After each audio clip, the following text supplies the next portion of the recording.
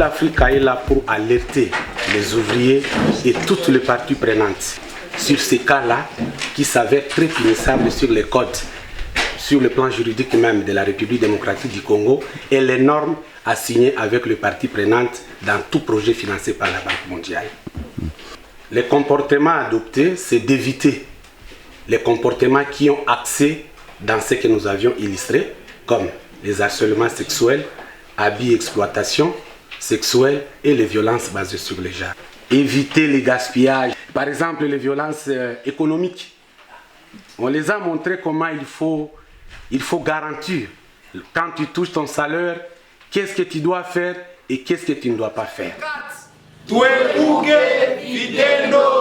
On a développé le mécanisme de gestion des plaintes.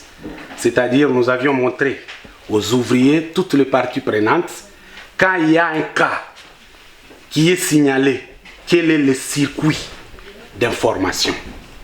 Donc, on a montré, il y a un cas que tu as entendu, tu as vécu, comment annoncer ces cas.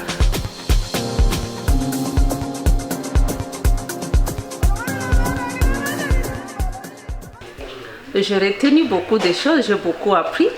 En fait, j'ai compris la politique du bailleur de fonds, qui est la Banque mondiale, qui veut nous mener dans le cadre de respecter les autres dans les milieux professionnels, mais aussi les écouter, de ne pas user de nos pouvoirs, comme on est de l'équipe cadre, ne pas le piétiner, il faut aussi écouter les autres.